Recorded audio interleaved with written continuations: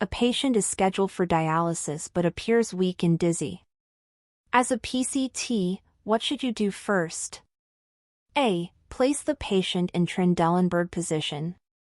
B. Call housekeeping to clean the area. C. Immediately start oxygen therapy. D. Check vital signs and report to the nurse. Answer: D. Dizziness may indicate hypotension or fluid imbalance in dialysis patients. The first step is to assess vital signs and promptly report findings to the nurse for evaluation. Which of the following is the best method to prevent the spread of Clostridioides difficile in a patient's room? A. Use alcohol-based sanitizer only. B. Wash hands with soap and water. C. Wear only gloves. D. Limit visitors completely. Answer: B. C. Difficile spores are resistant to alcohol-based sanitizers. Handwashing with soap and water is the most effective method for preventing transmission. A PCT is asked to collect a midstream urine specimen. What is the most important instruction to give the patient? A. Discard the first portion of urine, collect the middle, and finish in the toilet. B. Collect urine directly from the catheter bag. C. Fill the container completely to the top. D. Avoid washing hands before collecting the sample. Answer: A. A midstream urine specimen requires discarding the first flow to flush out contaminants. Collecting the middle stream provides the most accurate results. Which device is used to measure a patient's oxygen saturation level? A. Pulse oximeter. B. Sphygmomanometer. C. Glucometer. D. Incentive spirometer. Answer: A. A pulse oximeter measures oxygen saturation, SpO2, and pulse rate. It is a non-invasive tool placed on the finger, ear, or toe for continuous monitoring. When performing CPR on an adult, what is the correct compression-to-breath ratio? A. 15:2. B. 30:2. C. 5:1. D. 20:5. Answer: B. For adults, high-quality CPR requires a 30:2 compression-to-breath ratio. This ensures adequate circulation and ventilation until advanced help arrives. A PCT notices a patient's foresight is swollen, red, and painful. What is the most likely complication? A. Phlebitis. B. Air embolism. C. Septicemia. D. Infiltration. Answer: A. Phlebitis presents with redness, pain, and swelling at the foresight due to vein irritation or infection. It requires immediate reporting and discontinuation of the fore. Which nutrient is most important for wound healing? A. Iron. B. Vitamin D. C. Calcium. D. Vitamin C. Answer: D. Vitamin C supports collagen synthesis and tissue repair, making it essential for wound healing. Adequate intake accelerates recovery. When transferring a patient with right-sided weakness from bed to wheelchair, where should the wheelchair be placed? A. On the left side of the bed. B. On the right side of the bed. C. Directly behind the bed. D. At the foot of the bed. Answer: A. The wheelchair should be placed on the patient's stronger side, left, in this case, to promote safety and reduce fall risk. Which PPE is required when handling blood-soaked dressings? A. Gloves only. B. Gloves and gown. C. Gloves, gown, and mask. D. Gloves, gown, mask, and face shield. Answer: B. Gloves and gown are sufficient for contact precautions with blood-soaked materials. Masks and shields are used if splashing is expected. A patient suddenly becomes unresponsive while you are assisting them with ambulation. What should be your first action? A. Place them back in bed. B. Call for help and check responsiveness. C. Start chest compressions immediately. D. Run to find the nurse. Answer: B. Always check responsiveness and call for help first. If the patient does not respond and is pulseless, begin CPR. A patient on fluid restriction asks for more water. What is the best response? A. Politely explain the restriction and offer mouth care. B. Provide ice chips instead. C. Ignore the request. D. Give half a cup only. Answer: A. Fluid restrictions are ordered to manage conditions like heart failure. Offering mouth care helps relieve discomfort while maintaining compliance. Which pulse site is used to check circulation in the lower extremities? A. Radial. B. Carotid. C. Brachial. D. Dorsalis pedis. Answer: D. The dorsalis pedis pulse on the top of the foot assesses blood flow in the lower extremities, useful in patients with vascular issues. What is the proper angle for inserting a needle during venipuncture? A. 10 to 15 degrees. B. 75 degrees. C. 60 degrees. D. 30 to 45 degrees. Answer: D. The needle enters the vein at 30 to 45 degrees to penetrate the skin smoothly without going through the vein. Which patient activity is most effective in preventing pneumonia? A. Staying in bed all day. B. Using the incentive spirometer. C. Drinking hot fluids. D. Receiving daily massage. Answer: B. Incentive spirometry encourages deep breathing, which expands the lungs and prevents pneumonia, especially in post-surgical patients. A patient complains of shortness of breath. What is the best initial intervention? A. Call radiology for a chest X-ray. B. Check their temperature. C. Provide a blanket. D. Place the patient in Fowler's position. Answer: D. Sitting upright improves lung expansion and reduces breathing difficulty. This immediate action provides relief while awaiting further care. What is the main purpose of using a gait belt? A. To restrain the patient. B. To assist with safe transfers and ambulation. C. To measure abdominal girth. D. To apply pressure to a wound. Answer: B. A gait belt provides support and stability when assisting patients with mobility, reducing fall risk for both patient and caregiver. Which lab test requires collection in a lavender tube? A. Blood culture. B. Coagulation studies. C. Glucose tolerance test. D. CBC. Answer: D. Lavender tubes contain EDTA, which prevents clotting and preserves blood cells, making them ideal for complete blood counts. A patient in isolation asks why staff wear gowns and gloves. What is the best explanation? A. It makes us more comfortable. B. It prevents the spread of infection. C. It's required by the hospital. D. It keeps your room clean. Answer: B. PPE protects both patients and staff by reducing infection transmission, which is critical in healthcare settings. What is the primary sign of hypoglycemia? A. Shakiness and sweating. B. Flushed skin. C. Slow pulse. D. High fever. Answer: A. Hypoglycemia typically presents with sweating, tremors, irritability, and confusion. Quick recognition allows timely intervention.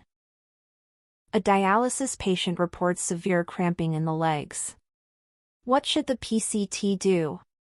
A. Massage the legs firmly. B. Stop the dialysis immediately. C. Report symptoms to the nurse. D. Give the patient water. Answer: C. Muscle cramps may occur due to fluid and electrolyte shifts during dialysis. The nurse must assess and adjust treatment. Which is the most accurate way to measure a patient's fluid intake? A. Estimate by looking at the cup. B. Ask the patient how much they drank. C. Use a graduated container. D. Record only what was served. Answer: C. Graduated containers allow precise measurement of fluid intake, which is essential for patients on fluid restriction or with kidney/heart conditions. What should a PCT do if a patient's blood pressure reading is unusually high? A. Repeat the measurement immediately on the same arm. B. Report it promptly to the nurse. C. Ignore it if the patient feels fine. D. Document without notifying anyone. Answer: B. A significantly high BP may indicate hypertension or acute complications. It must be reported right away for proper evaluation. Which type of isolation is used for a patient with active tuberculosis? A. Contact. B. Standard. C. Droplet. D. Airborne. Answer: D. TB requires airborne isolation with an N95 respirator to prevent spread of Mycobacterium tuberculosis through fine respiratory particles. What is the safest action if a PCT notices a pressure ulcer starting on a patient's heel? A. Massage the heel vigorously. B. Place a protective cushion under the heel. C. Cover with thick blankets. D. Ignore unless it becomes open. Answer: B. Heel protectors and cushioning relieve pressure and prevent worsening. Massaging can damage fragile tissues and should be avoided. During ambulation, a patient starts to fall. What should the PCT do? A. Hold the patient tightly and stand upright. B. Try to stop the fall at all costs. C. Ease the patient to the floor safely. D. Run to call for help immediately. Answer: C. The safest method is to guide the patient slowly to the floor, protecting both the patient and the caregiver from injury. Which of the following patients is most at risk for orthostatic hypotension? A. A patient with a broken arm. B. A patient recently started on antihypertensive medication. C. A patient who exercises daily. D. A patient with a mild cold. Answer: B. Blood pressure lowering medications can cause sudden drops when standing, putting patients at risk for dizziness and falls. What is the best way to communicate with a patient who is hard of hearing? A. Shout loudly into their ear. B. Speak slowly and clearly while facing them. C. Write everything down only. D. Ignore their difficulty and proceed. Answer: B. Facing the patient and speaking slowly helps with lip reading and improves understanding without causing distress. Why must dialysis access sites, fistula or graft, never be used for blood pressure measurements? A. It may cause clotting or damage. B. It is more painful for the patient. C. It is not accurate for readings. D. It requires a larger cuff. Answer: A. Applying pressure on a fistula/graft can damage the site, cause clotting, and compromise dialysis treatment. Which symptom is an early warning of infection at a wound site? A. Clear drainage. B. Redness and warmth. C. Dryness and scabbing. D. Pale skin color. Answer: B. Redness, warmth, swelling, and pus are early signs of infection and must be reported immediately. When taking a rectal temperature, what position should the patient be placed in? A. Supine. B. Prone. C. Sims position. D. Fowler's. Answer: C. Sims position, left side with right knee bent, allows safe and accurate rectal temperature measurement while maintaining comfort. What is the most common cause of fainting during venipuncture? A. Dehydration. B. Vasovagal response. C. Needle gauge size. D. Improper tourniquet placement. Answer: B. Anxiety or pain can trigger a vasovagal response, leading to fainting. Patients should be monitored closely during draws. Which electrolyte imbalance is most concerning in dialysis patients? A. Sodium deficiency. B. Potassium excess. C. Low calcium. D. High magnesium. Answer: B. Hyperkalemia, high potassium, can cause life-threatening cardiac arrhythmias, making it critical to monitor closely. A PCT must collect a stool specimen for occult blood testing. Which instruction is correct? A. Avoid red meat and certain foods before the test. B. Collect only liquid stool. C. Store the specimen in the freezer. D. Use any available container. Answer: A. Certain foods can cause false positives. Following pre-test dietary restrictions ensures reliable results. What should a PCT do if they notice a patient pulling at their foreline? A. Restrain the patient immediately. B. Gently redirect the patient and report behavior. C. Ignore unless the fore is removed. D. Tape the patient's hand to stop movement. Answer: B. Patients may pull at IVs due to confusion or discomfort. Gentle redirection and reporting ensures safety and dignity. Which of the following is the best way to ensure patient identification before a procedure? A. Ask the patient's roommate. B. Check the patient's chart only. C. Verify name and date of birth with the patient. D. Call the patient by room number. Answer: C. Patient safety requires confirming two identifiers, name and DOB. This avoids serious errors. What is the correct response if a patient with diabetes has cold, clammy skin and confusion? A. Offer water. B. Provide a carbohydrate source. C. Place in Trendelenburg position. D. Call radiology. Answer: B. These are signs of hypoglycemia. Giving a fast-acting carbohydrate helps restore blood sugar quickly. Which of the following must be reported immediately during dialysis? A. Patient is thirsty. B. Patient reports chest pain. C. Patient is sleepy. D. Patient asks about discharge time. Answer: B. Chest pain can indicate cardiac complications. This is an emergency and must be reported without delay. Which of the following tasks is outside the PCT scope of practice? A. Assisting with ambulation. B. Collecting routine specimens. C. Administering fore medication. D. Recording vital signs. Answer: C. PCTs do not administer medications or perform invasive nursing tasks. Their role focuses on support and monitoring. Why should blood pressure cuffs be properly sized? A. To make patients more comfortable. B. To prevent cuff from slipping. C. To ensure accurate blood pressure readings. D. To protect the stethoscope. Answer: C.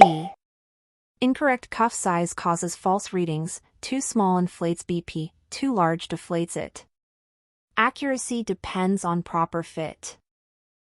What is the safest way to collect urine from a patient with an indwelling catheter? A. From the drainage bag directly. B. From the catheter collection port using a syringe.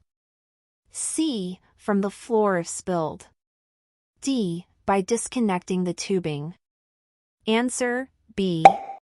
Sterile urine collection is done from the sampling port, not the drainage bag, to avoid contamination.